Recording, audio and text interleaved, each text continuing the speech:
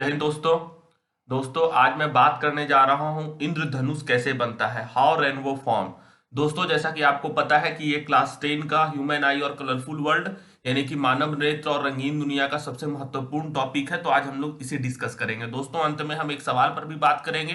बेहतर समझ के लिए इस वीडियो को आप अंत तक देखें। तो दोस्तों, जो इंद्रधनुष बनता है वो कैसे बनता है, ये सबसे पहला सवाल है।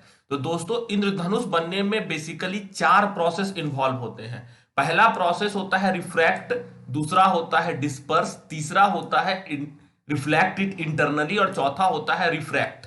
तो दोस्तों, आइए इसको बहुत आसानी से समझते हैं। पहला जो आपका रिफ्रैक्ट लिखा हुआ है इसको हिंदी में बोलते हैं अपवर्तन।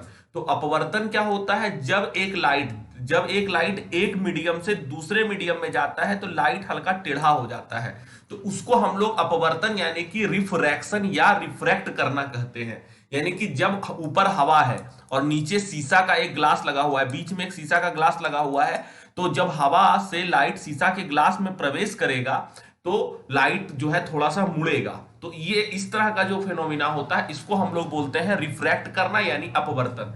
दूसरा होता है डिस्पर्स करना यानी कि विक्षेपण, जिसको हिंदी में बोलते हैं। उसका मतलब ये होता है कि जब लाइट प्रिज्म से गुजरता है तो 7 रंग में बंटता है।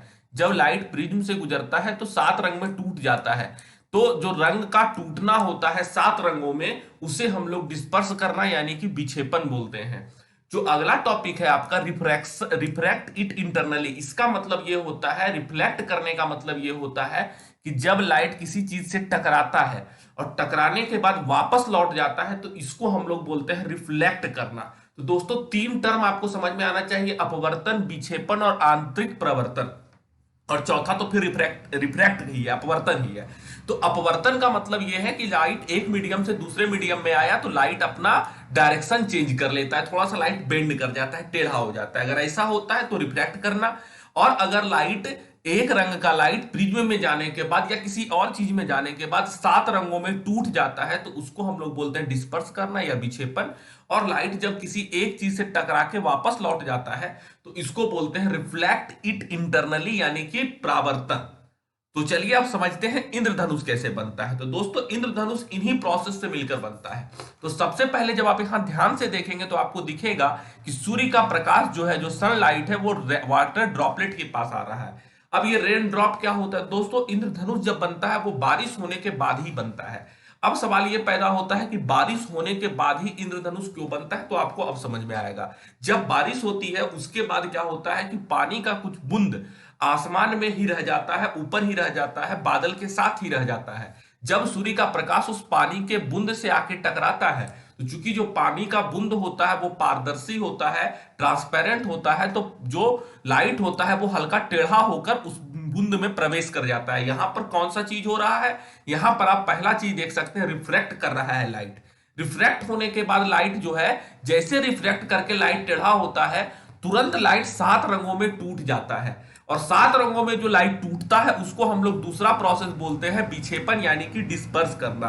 तो लाइट जब 7 रंगों में टूट जाता है उसके बाद लाइट वाटर के अंतिम छोर से आके टकराता है, लास्ट एंड से टकराता है, और टकराने के बाद लाइट वापस लौट जाता है। और वापस लौट के क्या होता है, ये वाटर ड्रॉपलेट से बाहर निकल जाता है।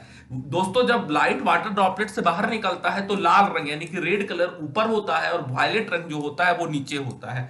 तो दोस्तों, जब लाइट फिर एक मीडियम से दूसरे मीडियम में यानी कि एक माध्यम से दूसरे माध्यम में यानी कि पानी से अब हवा की तरफ प्रवेश कर रहा है तो आप देख सकते हैं लाइट फिर हल्का सा मुड़ा।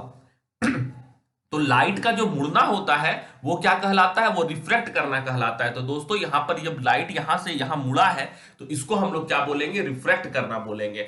और रिफ्रैक्ट करने के बाद लाइट हम यहां ऑब्जर्वर जो होते हैं हमें दिखता है। इसलिए दोस्तों, जब हमने वीडियो की शुरुआत की थी तो आपने ये तस्वीर देखी होगी। इस तस्वीर में आपको दिख रहा है कि रेड कलर सबसे ऊपर है और सबसे नीचे में आपको वायलेट कलर दिखता है। ठीक है, तो कहने का मेरा मतलब ये होता है कि जो रेनबो होता है उसके ऊपर में लाल रंग जो होता है वो इसी फेनोमिना के कारण होता है।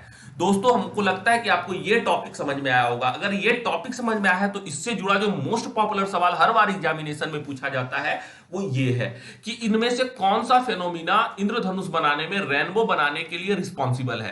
तो दोस्तों जो रेनबो बनता है उसमें सबसे पहले क्या होता है, तो दोस्तों उसमें सबसे पहले रिफ्रैक्शन यानी कि अपवर्तन होता है, उसके बाद डिस्पर्सन यानी कि विक्षेपण होता है, और उसके बाद आंतरिक परावर्तन यानी कि इंटरनल रिफ्लेक्शन होता है। दोस्तों यहां पर भी वही चीज लिखा हुआ है, लेकिन यहां एक टोटल यानी कि संपूर्ण शब्द का इस्तेमाल किया गया है, तो ये नहीं होगा।